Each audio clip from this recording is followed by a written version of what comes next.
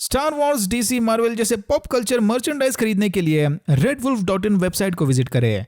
Link नीचे description और comment section में मिल जाएगा।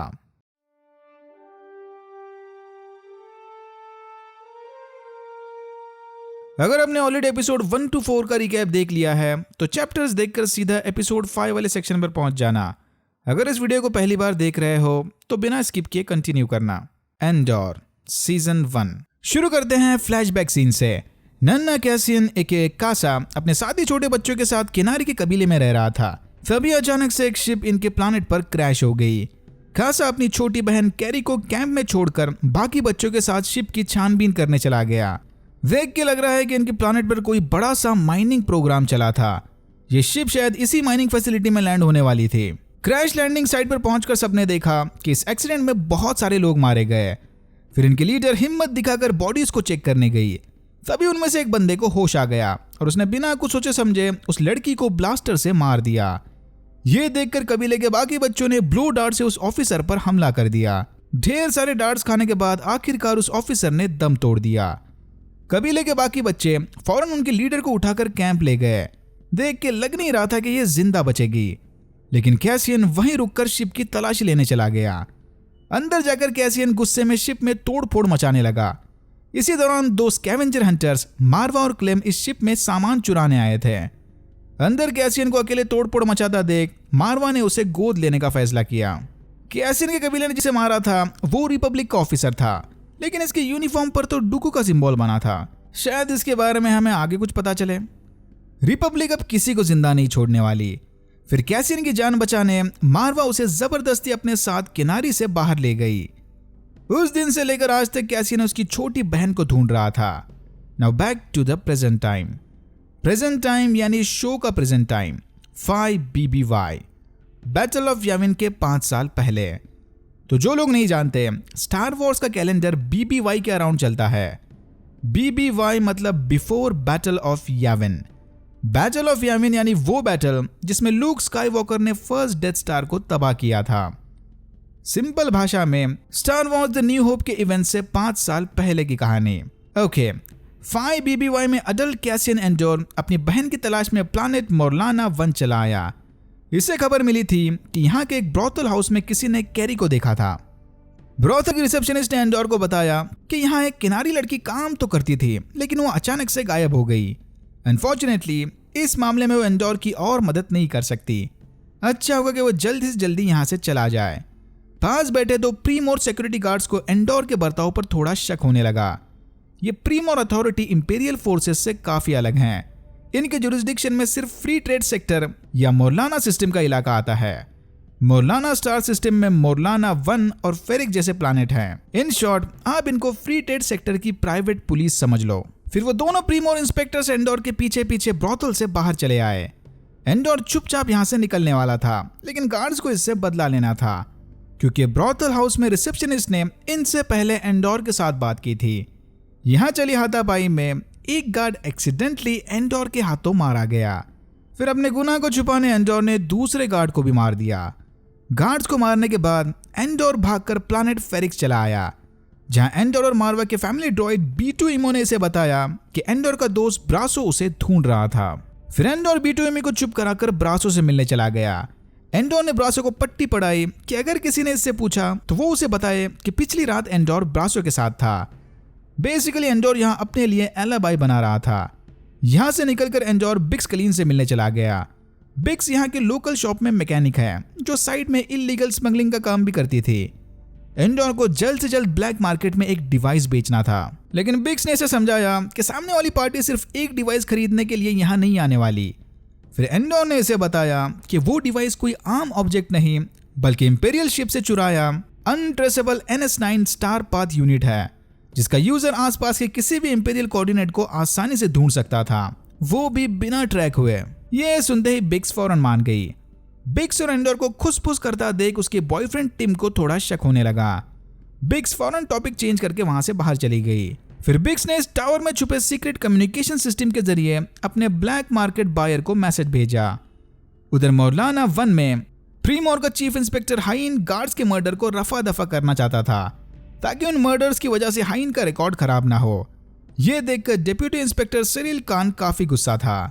बॉस नहीं माना तो क्या हुआ, कान उस मर्डरर यानी एंडोर को ढूंढ कर ही रहेगा। ब्रॉथल के आसपास पूछताछ करने पर कान को पता चला कि किनारी प्लांट का कोई आदमी उसकी बहन को ढूंढ रहा था। मर्डर वाली रात एक इल्लीगल शिप मौलाना वन से निकलकर प्लानेट फेरिक्स की ओर गई थी। कान समझ गया कि कातिल जरूर उसी शिप में बैठकर भागा होगा। कान ने फौरन फेरिक्स पर खबर फैला दी कि प्रीमोर ऑफिसर्स किनारी ओरिजिन मेल को ढूंढ रहे हैं।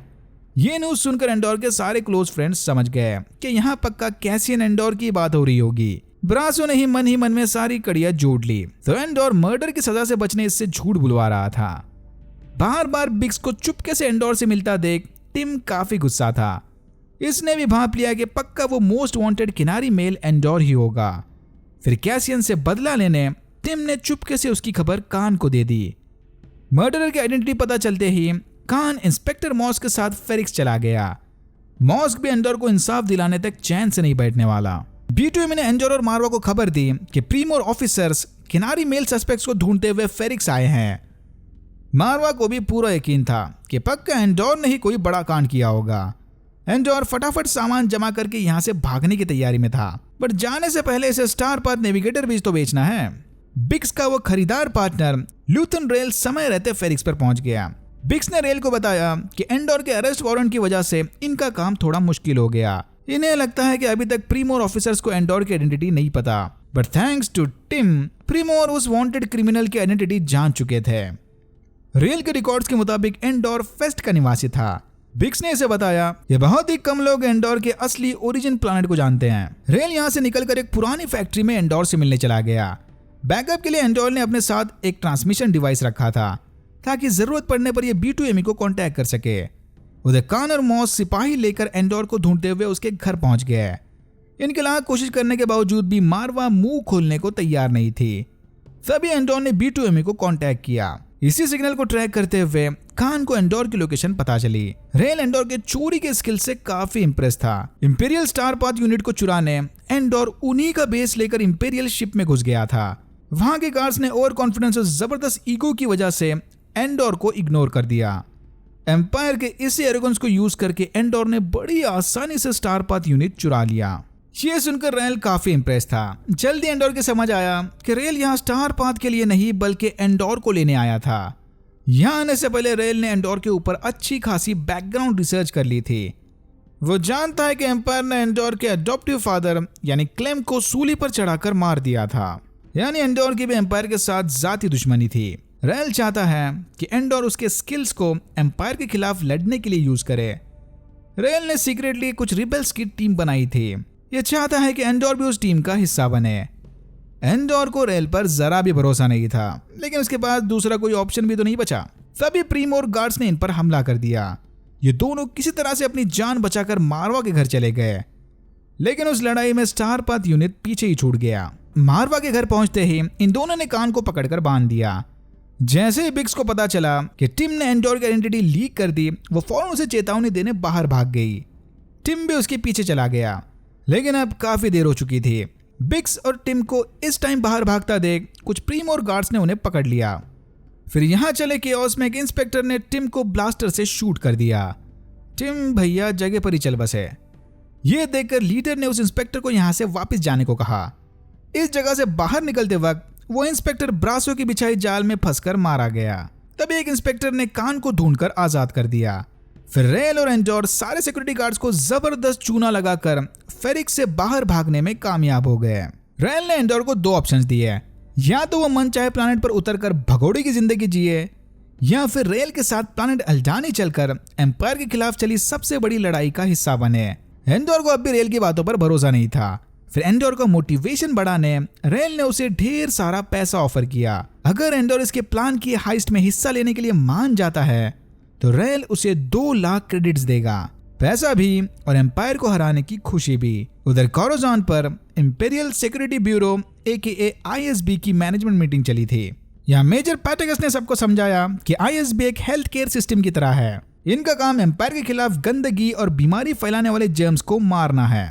बेसिकली ये लोग रिबेल्स को जर्म्स की तरह देखते हैं। फिर पैटिगस ने ब्लेविन से फेरिक्स पर हुए इंसिडेंट का अपडेट मांगा। वो एरिया कॉर्पोरेट टैक्टिकल फोर्सेस यानी प्रीमोर के कंट्रोल में आता है।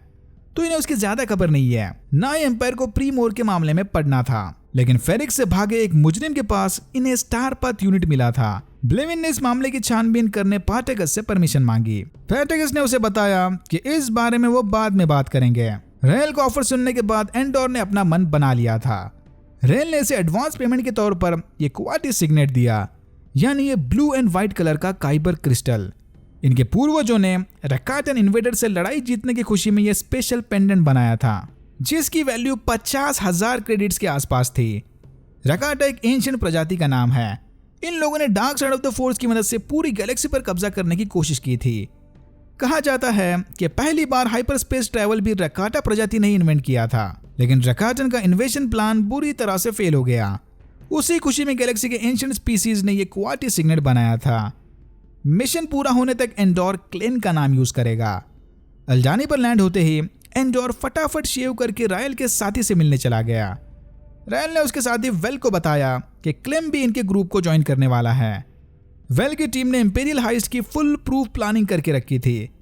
एकदम ऐसे लास्ट मोमेंट पर किसी नए मेंबर को गैंग का हिस्सा बनाने का आइडिया उसे ठीक नहीं लगा। रायल ने वेल को एकदम साफ भाषा में समझाया कि या तो ये क्लेम को अपनी टीम का हिस्सा बनाए या फिर इस प्लान को अभी का अभी रोक दे। क्लेम को टीम में शामिल करना रेल की रिक्वेस्ट नहीं बल्कि ऑर्डर था।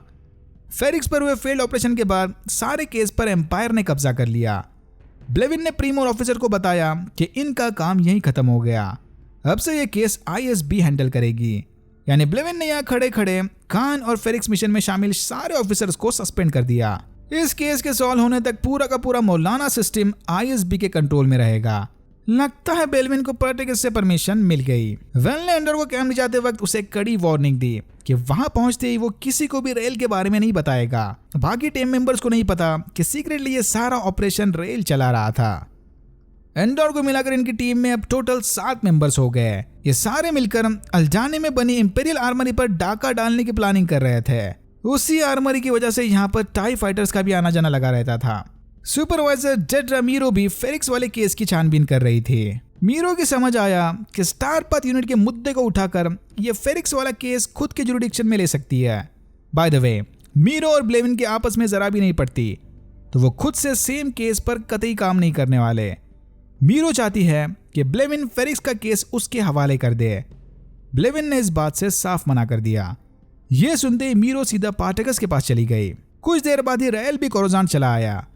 शिप से बाहर निकलने से पहले रेल ने फटाफट अपना भेस और पर्सनालिटी चेंज कर दी। कैंप पहुंचते ही वेल ने सबको एंडोर AKA क्लेम से इंट्रोड्यूस करवाया। एज एक्सपेक्टेड टीम का एक भी मेंबर इस लास्ट मोमेंट एडिशन से जरा भी खुश नहीं था, लेकिन वेल ने सबको जबरदस्ती समझाया कि ये क्लेम बंदा उनके बहुत काम आएगा। अगर आपने नोटिस किया होगा तो यहाँ किसी के पास भी ब्लास्टर्स नहीं है।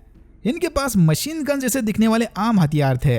शायद इनके पास ब्लास्टर यूज करने की अभी तक परमिशन नहीं, इसलिए तो वो आर्मरी को लूटने की प्लानिंग कर रहे हैं। प्रीमोर से डिस्चार्ज होने के बाद निराश होकर कान उसके मम्मी के घर चला गया। फिर हमने देखा कि रेल उसके साथी क्लेया के साथ कोरोजान पर ऑर्नेट गैलरी चलाता है। इस गैलरी में स्टार वॉर्स लोर से रिलेटेड भर के ईस्टर एग्स थे। पहले 3 एपिसोड में ईस्टर एग्स का सूखा पड़ा था। चौथे एपिसोड में तो ईस्टर एग की दुकान ही लगा दी। लो देखो Easter eggs, Mandalorian armour, clone Wars वाले फादर, डॉटर और सन को रिप्रेजेंट करने वाले टैबलेट्स। अगर क्लोन वॉर्स नहीं देखा तो इस एपिसोड में ये तीनों कैरेक्टर फोर्स को रिप्रेजेंट कर रहे थे। Daughter light side of the force, son dark side of the force और फादर दोनों साइड का balance. One of the best episode of Clone Wars. और भी बहुत सारे ऑब्जेक्ट्स थे। वुकी सोल्जर का हेलमेट, होलोक्रॉन्स, सिथ असैसिन का आर्मर, जो कि बहुत लोगों को लगता है कि स्टार किलर का आर्मर है, लेकिन ये स्टार किलर नहीं होगा क्योंकि अनफॉर्चुनेटली स्टार किलर का कैरेक्टर ऑफिशियल कैनन में काउंट नहीं होता। लगता है प्रोडक्शन डिपार्टमेंट ने सारा का सारा नर्डगैज़म इसी सेट पर निकाल दिया। Okay, now back to the story. Senator Mon Mothma Rael से मिलने उसकी गैलरी चली आई। मोथमा को लगता है कि कोई इस पर नजर रखे हुए है। अचानक से इसका ड्राइवर भी चेंज हो गया, यानी ये लोग रिबेल अलायंस को लेकर ऐसे खुले में बात नहीं कर सकते। मोथमा के कैरेक्टर को फिर से स्टार वॉर्स यूनिवर्स में देखकर काफी अच्छा लगा। पहली बार हमने इस कैरेक्टर को रिटर्न ऑफ द जेडाई में देखा था। फिर एंटीक ऑब्जेक्ट्स दिखाने का बहाना बनाकर रेल इसे अकेले में अंदर ले गया। मोथमा ने मिशन में इनकी मदद करने एक नया एलाई ढूंढ लिया था। रायल को अपडेट्स देकर मोत्मा वापस अपने घर चली गई, जहां उसके हस्बैंड पेरिन फेरता ने स्पेशल डिनर पार्टी रखी थी। गेस्ट लिस्ट में मास एमेडा और स्लाइमूर जैसे प्रो इंपीरियल्स का नाम देखकर मोत्मा काफी गुस्सा थी। ये दोनों ही डार्थ सीडियस के एकदम खास लोग थे। इनके नेम ड्रॉप को सुन के लग रहा है कि अगले एपिसोड में शायद डार्थ सीडियस की झलक देखने मिले। वेल की टीम आर्मरी हाइस्ट की प्लानिंग कर रहे थे। आर्मरी गैरिसन का लेफ्टिनेंट गॉन सीक्रेटली रिबेल्स के साथ मिला हुआ था। गॉन ने वेल को खबर दी कि जल्द ही एक इंपीरियल इंजीनियर यहाँ आने वाला है, यानी इन्हें जल्द से जल्द इस हाइस्ट को अंजाम देना होगा। गॉन भी क्लेम की वाइल्ड कार्ड एंट्री से जरा भी खुश नहीं था, बट अब ये सब सोचने का टाइम नहीं है। गैरिसन को सिर्फ 40 ट्रूपर्स गार्ड कर रहे थे, क्योंकि एरोगन एम्पायर ओवर कॉन्फिडेंट थी कि कोई इनके आर्मरी पर हमला करने की हिम्मत नहीं करेगा। चोरी पूरी करने के बाद ये लोग अल्जानी सेरेमनी की आड़ में गैरिसन से बाहर भागेंगे। आई ऑफ द अल्जानी नामी इस मीटियोर शावर को देखने हजारों लोकल्स बाहर आते हैं। ये लोग इसी डिस्ट्रैक्शन का फायदा उठाकर गैरिसन हाइस्ट को सक्सेसफुली अंजाम देंगे, बट इनके पास ज्यादा टाइम नहीं बचा। मीटियोर शावर होने में बस 3 दिन बाकी हैं। ब्लेविन से 2 बार रिजेक्शन मिलने के बाद मीरो उसकी कंप्लेंट करने पैटिकस के पास चली गई। मीरो को लगता है कि रिबल्स इस तरह के इंपीरियल इक्विपमेंट चुराकर शायद उनके खिलाफ लड़ाई की तैयारी कर रहे थे।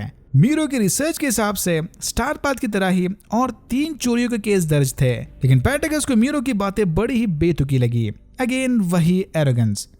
पैटिकस ने मीरो को बताया कि ये सर न पैर वाले यूट्यूबर थियरीज बनाने से अच्छा होगा कि वो अपनी कोर ड्यूटी पर ध्यान दे। मीरो के अंडर सिर्फ 2 सेक्टर थे और ब्लेविन के अंडर 6। मीरो ने हाल ही में आईएसबी को ज्वाइन किया था, तो वो इतनी जल्दी बड़े बड़े तीर मारने के बारे में ना सोचे।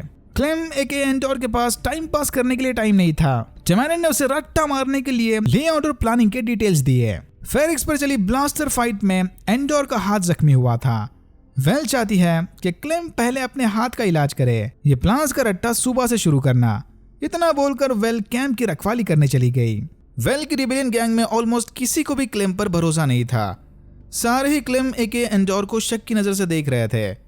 ये देखकर एंडोर ने फाइनली सबको बता दिया कि वो कोई कट्टर रिबेलियन नहीं बल्कि एक मर्सनरी है, जो यहाँ सिर्फ और सिर्फ पैसों की खातिर आया था। ये सुनकर सारे काफी गुस्सा थे, लेकिन वेल ने सबको शांत करते हुए कहा कि वो इस क्लेम के टॉपिक को मिशन पूरा होने के बाद डिस्कस करेंगे। फिलहाल गैरिसन की चोरी ज्यादा इंपॉर्टेंट है। जनरल गॉन की मदद से वेल की गैंग इंपीरियल गैरिसन में घुसने की तैयारी करने लगे। फिर हमने देखा कि मॉन मोथमा की उसके हस्बैंड और बेटी के साथ जरा भी नहीं पड़ती। मॉन मोथमा ने किसी तरह वर्क लाइफ बैलेंस के बीच स्ट्रगल करते हुए एक नई चैरिटेबल फाउंडेशन की बुनियाद रखी। सिरिल खान अपने मम्मी के ताने खा खा कर फाइनली नई जॉब ढूंढने के लिए तैयार हो गया। ब्लेविन ने फेरिक्स पर कब्जा करके वहां के एक होटल को आईएसबी हेडक्वार्टर्स में बदल दिया। दूसरी तरफ मीरोज के जूनियर साथी हर्ट के साथ मिलकर रिबेल्स के सीक्रेट मिशन की छानबीन कर रही थी। इन्हें पूरा यकीन था कि रिबेल अलायंस किसी बड़े काम को अंजाम देने चुपके से इंपीरियल वेपन्स और हाई टेक डिवाइसेस चुरा रहे थे। गॉन की मदद से वेल की गैंग गार्ड्स का भेस लेकर गैरिसन में घुस गए। अंदर जाते रिबेल्स ने कमांडर जेहोल बीहाज और उसकी फैमिली को बंदी बना लिया। अगर अपनी फैमिली की भलाई चाहते हो तो वॉल्ट का दरवाजा खोल दो। अपने फैमिली को बचाने के खातिर बीहाज ने तिजोरी खोल दी। फिर रिबेल्स बीहाज समेत उसी के गार्ड्स को काम पर लगाकर क्रेडिट्स को एक इंपीरियल फ्रेटर में लोड करने लगे।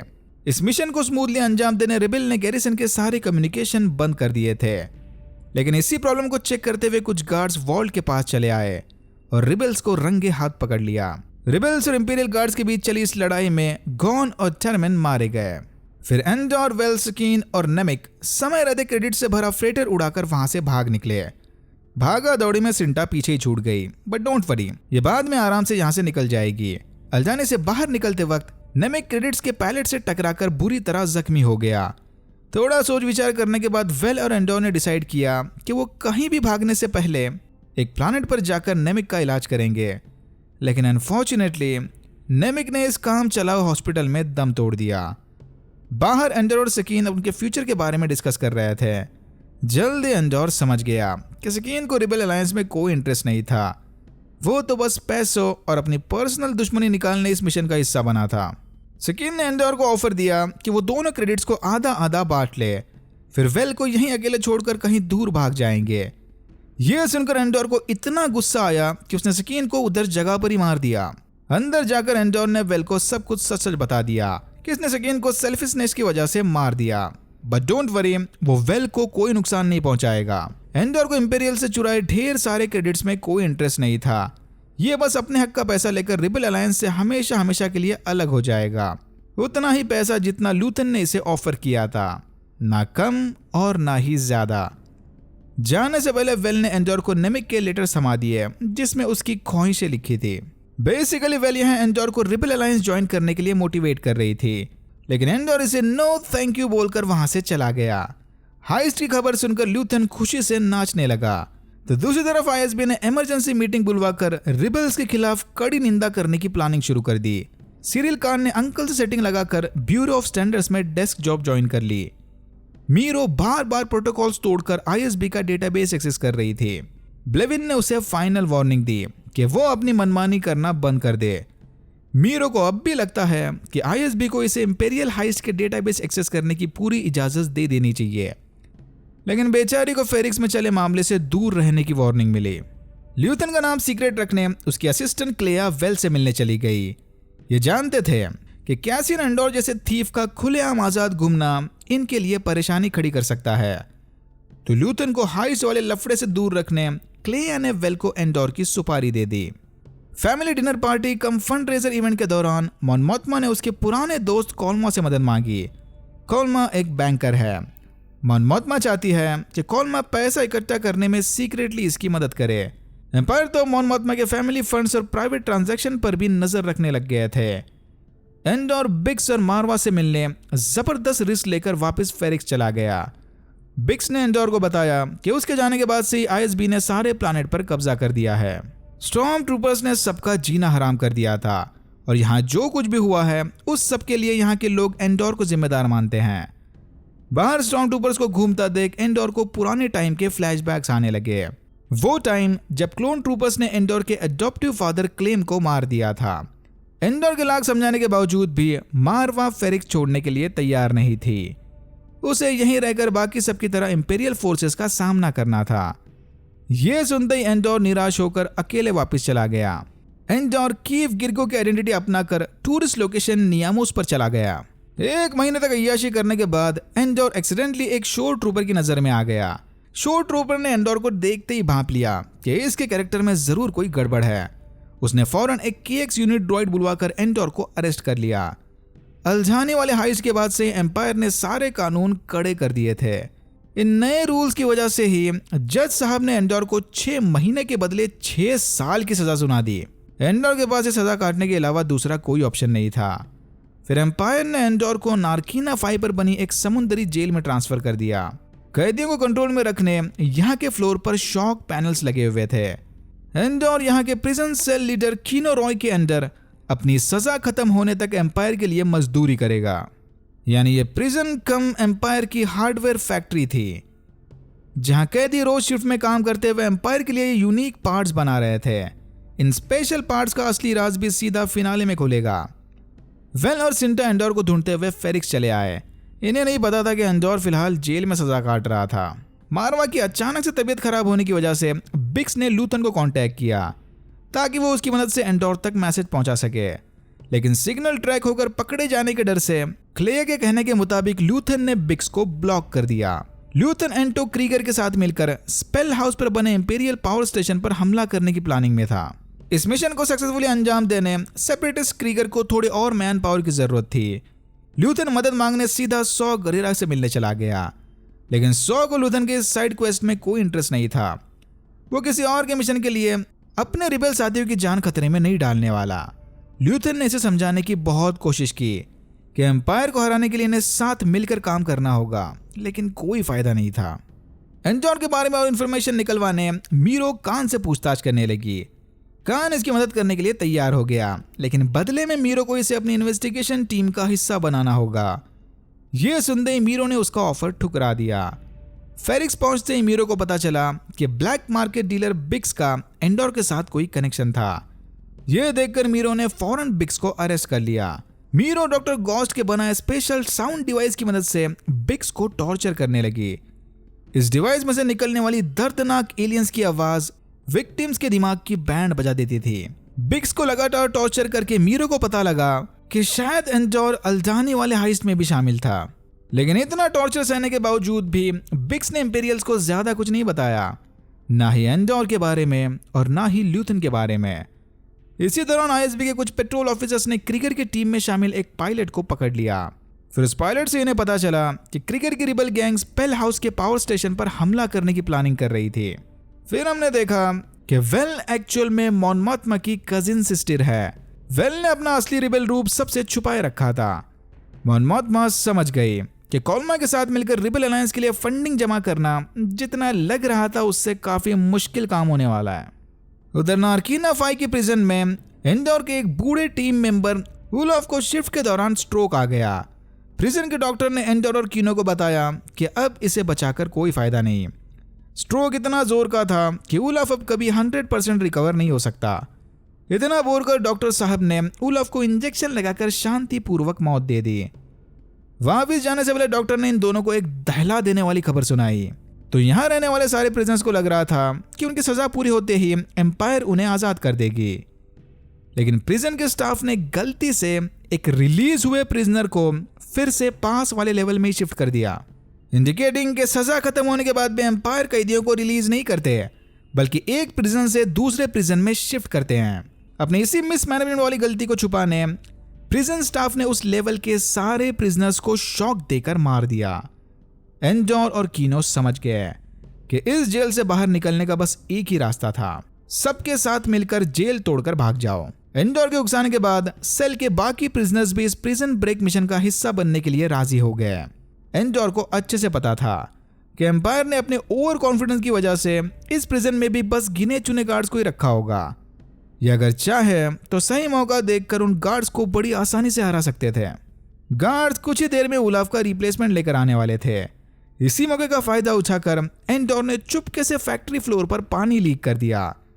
पानी के शॉक फ्लोर पर जाते ही प्रिजन का सिक्योरिटी सिस्टम बंद पड़ गया। बस फिर क्या था, उम्र कैद की सजा वाली जेल से आजाद होने के जज्बे में सेल के कैदियों ने गार्ड्स पर हमला कर दिया। एंडोर और कीनो किसी तरह यहां से निकलकर प्रिजन के मेन कमांड सेंटर में चले गए। फिर कीनो ने पीए सिस्टम के जरिए जबरदस्त भाषण देकर बाकी कैदियों को भी इनकी लड़ाई का हिस्सा बनने के लिए मोटिवेट किया। धीरे धीरे प्रिजन के कैदी सारे गार्ड्स पर भारी पड़ने लगे। ये जेल पानी के बीचों बीच होने की वजह से यहां से भागने का बस एक ही रास्ता था, पानी के थ्रू तैर कर जाना। अनफॉर्चुनेटली कीनो को तैरना नहीं आता था, तो इतना सब करने के बावजूद भी उसे अकेले यहीं प्रिजन में रहना होगा। एंडोर बाकी कैदियों के साथ पानी के रास्ते पास वाली जमीन की ओर निकल पड़ा। पैसों की मजबूरी की वजह से मॉन मोथमा ने ना चाहते हुए भी एक ग्रे मार्केट बिजनेसमैन से मदद मांगी। जब वो मॉन को पैसा देने के लिए तैयार हो गया, पर बदले में इसे अपने बेटे की शादी मॉन मोथमा के बेटी से करवानी थी। ये सुनते ही मॉन मोथमा को सेकंड थॉट्स आने लगे। फिर हमने देखा कि लॉनी जंग नामी एक आईएसबी ऑफिसर सीक्रेटली ल्यूथन का खबरी था। लॉनी ने ल्यूथन को बताया कि आईएसबी के हाथ एक रिबल पायलट लगा है। उस पायलट की शिप को चारा बनाकर आईएसबी क्रिकर की गैंग को निपटाने की प्लानिंग कर रहे थे। लॉनी अब फैमिली मैन बन गया था, इसलिए उसे इस रिस्की इन्फॉर्मेंट वाले जॉब से बाहर निकलना था। लेकिन फिर ल्यूथन ने उसे अपने सैक्रिफाइसेस गिना गिना कर जबरदस्ती अपना इन्फॉर्मेंट बने रहने के लिए ब्लैकमेल किया। बीमारी से जूझते वक्त मारवा ने आखिरकार दम तोड़ दिया। मीरो को पूरा यकीन था कि एंडोर उसका फ्यूनरल अटेंड करने जरूर आएगा। फिर मीरो ने एंडोर को जिंदा पकड़ने फेरिक्स पर कड़ी नाकाबंदी लगा ली। वेल मारवा की मौत की खबर देने क्लेया से मिलने चली गई। मॉन मोथमा के घर जाते ही वेल को पता चला कि मॉन की बेटी लेडा इनके चैंड्रिलन कल्चर की कट्टर फॉलोअर बन गई है। यहां तक कि वो खुद अपने ही घर में डीओडीज की बैठक बुलाने लगे। फिर मॉन ने वेल को बताया कि पैसा इकट्ठा करने के चक्कर में वो लीडा की शादी एक शेडी बिजनेसमैन के बेटे से करने जा रही है। मॉन बरसों से अपने फैमिली अकाउंट से पैसे निकाल कर रिबल मिशन में डाल रही थी, लेकिन अब एम्पायर उसके बैंक ट्रांजैक्शन पर कड़ी नजर रखे हुए थे। मॉन ने मैक्सिमम अकाउंट्स में पैसा डालकर सब क्लियर कर दिया, लेकिन एक अकाउंट अब भी काफी खाली पड़ा था। एम्पायर की नजर में आने से पहले मॉन को वो अकाउंट भी फटाफट क्लियर करना था, चाहे इसके लिए उसे खुद अपनी बेटी ही क्यों न दांव पर लगानी पड़े। वेल ये सब सुनकर हैरान रह गई। खान के पुराने साथी मॉस ने उसे कांटेक्ट करके मारवा के फ्यूनरल के बारे में बताया। खान भी जानता था कि एंडोर इस फ्यूनरल को मिस नहीं करने वाला। फिर खान अपने मां की तिजोरी से पैसा चुराकर खुद भी फेरिक्स की ओर निकल पड़ा। सॉ ग्रेटा ने ल्यूथन को बताया कि वो क्रीगर की मदद करने के लिए तैयार है। बट ल्यूथन ने उसे कहा कि अब बहुत देर हो गई है। आईएसबी क्रिकर के पायलट को चारा बनाकर उसकी सारी रिबेल गैंग को मारने की प्लानिंग कर रहे थे। ये चाहकर भी एम्पायर के प्लान को रोक नहीं सकते, क्योंकि अगर इन्होंने क्रिकर को चेतावनी दी तो आईएसबी समझ जाएंगे कि उनके बीच कोई खबरी छुपा है। एम्पायर को हराने के बिग पिक्चर को देखते हुए इन्हें ना चाहते हुए भी क्रिगर के साथियों की कुर्बानी देनी होगी। थोड़ा सोच विचार करने के बाद सौ भी मान गया। यहाँ से वापस जाते वक्त कुछ इंपीरियल ऑफिसर्स ने ल्यूथन के शिप को रोक लिया, लेकिन ल्यूथन निहायत ही बैडएस अंदाज में एम्पायर के टाई फाइटर्स को उड़ाकर वहां से भागने में कामयाब हो गया। ये वाला शॉट इस शो का सबसे बेस्ट सीन था। एंडोर मेल्सी नामी एक साथी प्रिजनर्स के साथ किसी तरह पास वाले आइलैंड पर पहुंच गया। ये दोनों यहाँ के कैडियन मछुआरों की शिप चुराकर इधर से भागने की प्लानिंग में थे, लेकिन इनका प्लान बुरी तरह से फेल हो गया। बट बाद में एंडोर ने इन्हें समझाया कि ये दोनों भी एम्पायर के दुश्मन हैं, जो हाल ही में उनकी बनाई जेल से छूट कर भागे थे। ये सुनते ही वो मछुआरे इन दोनों की मदद करने के लिए तैयार हो गए। एंडोर अपना सामान इकट्ठा करने मेल्ची के साथ वापस नियामोस चला गया। फेरिक्स वाले दोस्त से फोन पर बात करते वक्त एंडोर को पता चला कि उसकी अडॉप्टिव मां मारवा अब इस दुनिया में नहीं रही। यह सुनते ही एंडोर मेल्ची को गुड बाय बोलकर सीधा फेरिक्स की ओर निकल पड़ा। जाने से पहले इन दोनों ने एक दूसरे से वादा किया कि वो एम्पायर के इलीगल प्रिजन सिस्टम का सच सबके सामने लाकर रहेंगे। फेरिक्स पहुंचते एंडोर को पता चला कि आईएसबी ने बिक्स को बंदी बनाकर रखा है। आईएसबी ने सारे इलाके को स्टॉर्म ट्रूपर्स और अंडरकवर गार्ड से भर दिया था, ताकि एंडोर किसी भी हाल में इनकी नजरों से बच ना निकले। इसी दौरान ल्यूथन भी वेल और सिंटा से मिलने चला आया। हाई लेवल आईएसबी ऑफिसर्स को फेरिक्स पर घूमता देख सिंटा भी समझ गई कि यहाँ जरूर एंडोर को पकड़ने की प्लानिंग चली थी, यानी इन्हें किसी भी हाल में आईएसबी से पहले एंडोर तक पहुंचना होगा, ताकि वो उसे मारकर हमेशा हमेशा के लिए उसका मुंह बंद कर सके। मॉन मोथमा जानती थी कि एम्पायर का भेजा ड्राइवर इस पर नजर रखे हुए था, तो ये जानबूझकर गाड़ी में अपने हस्बैंड के गैम्बलिंग हैबिट्स के टॉपिक निकालकर लड़ने लगी, ताकि अगर एम्पायर को उनके बैंक अकाउंट्स में कोई लोचा दिख भी जाए तो उन्हें लगेगा कि ये पैसा शायद मॉन मोथमा का हस्बैंड जुए में हारा होगा। फिर ये दोनों अपनी बेटी को डेवो के बेटे से मिलवाने ले गए, यानी समझ लो शायद रिश्ता ऑलमोस्ट पक्का। आईएसबी ने क्रिगर के अटैक को तो रोक लिया, लेकिन एज एक्सपेक्टेड उन्होंने एक भी रिबेल को जिंदा नहीं छोड़ा। मीरो ये सुनकर काफी गुस्सा थी। अरे यार, टॉर्चर करके इन्फॉर्मेशन निकलवाने एटलीस्ट एक प्रिजनर तो जिंदा छोड़ देते। मारवा ने मरने से पहले उसके सपोर्टर्स के लिए आखिरी मैसेज रिकॉर्ड करके रखा था। फ्यूनरल के दौरान B2EMO ने सबके सामने इस मैसेज का लाइव टेलीकास्ट किया। मारवा खुलेआम अपने सपोर्टर्स और रिबेल्स को एम्पायर के खिलाफ खड़ा होकर लड़ने का मैसेज दे रही थी। इस फ्यूनरल को अटेंड करने एक रिबेल लड़का भी आया था, जिसके पापा एम्पायर के हाथों मारे गए थे। मारवा के स्पीच से मोटिवेट होकर इस लड़के ने एम्पायर के टैंक पर होममेड बॉम्ब फेंक दिया, और देखते ही देखते यहाँ पर आईएसबी के इंपीरियल फोर्सेस और लोकल रिबेल्स के बीच लड़ाई छिड़ गई। इस भागा दौड़ी में मीरो का भी ऑलमोस्ट कचूमर निकलने वाला था, बट एन मोमेंट पर कान ने उसे बचा लिया। मीरो कान को यहाँ देखकर काफी हैरान थी, बट जान बचाने की वजह से इसने ज्यादा गुस्सा नहीं दिखाया। इसी डिस्ट्रैक्शन का फायदा उठाकर एंडोर ने बिक्स को छुड़ा लिया। बिक्स की मेंटल कंडीशन की बैंड बजी पड़ी थी। उसे तो ये तक समझ नहीं आ रहा था कि एंडोर वहां सच में है या ये बस उसका वहम था। एंडोर बिक्स को उठाकर किसी तरह शिपयार्ड ले गया, जहां ब्रासो, B2EMO और कुछ और रिबेल्स इनका इंतजार कर रहे थे। यहां आने से पहले गर्दी में एंडोर ने लूथन को भी देख लिया था। वो जानता था कि लूथन इधर जरूर एंडोर को मारने आया होगा। फिर बिक्स को ब्रासो और बाकियों के साथ फेरिक्स से बाहर भेजकर एंडोर लूथन से मिलने चला गया। जाने से पहले एंडोर ने सबसे वादा किया कि काम खत्म होते ही वो उन्हें जरूर ढूंढ लेगा। मारवा के भाषण से प्रभावित होकर लूथन एंडोर को बिना मारे अपने शिप पर वापस चला गया, पर अंदर कैसियन एंडोर ऑलरेडी इसका इंतजार कर रहा था। एंडोर ने लूथन को अपना ब्लास्टर थमाकर उसे दो ऑप्शंस दिए, या तो लूथन एंडोर को अभी का अभी मार दे, या फिर उस पर भरोसा करके एंडोर को ऑफिशियली अपने रिबेल अलायंस का हिस्सा बना ले। ये सुनते ही लूथन एंडोर को देखकर मुस्कुराने लगा, इंडिकेटिंग कि एंडोर अब ऑफिशियली इनकी गैंग का हिस्सा बन गया। और यहाँ होता है एपिसोड 12 खत्म। सीजन 1 के पोस्ट क्रेडिट सीन में हमने देखा कि एंडोर और नार्किना 5 के प्रिजनर्स जो अजीब से ऑब्जेक्ट्स बना रहे थे, वो एक्चुअल में डेथ स्टार के फायरिंग डिस्क का हिस्सा थे। डैम! मैंडलोरियन के बाद मुझे हैंड्स डाउन ये शो सबसे बेस्ट स्टार वॉर्स शो लगा। Know unnecessary fan service, pure star Wars vibes. ऐसी एंडिंग देखने के बाद तो मैं सीजन 2 के लिए और भी ज्यादा एक्साइटेड हूं। Alright, that's it for now. अगर आपको वीडियो अच्छा लगा तो please like share and subscribe for more videos like this. मैंने ऐसे और भी वीडियोस बनाए जिनके लिंक्स आपको डिस्क्रिप्शन बॉक्स में मिल जाएंगे। Thank you very much for watching and I am hoping to see you in my next one.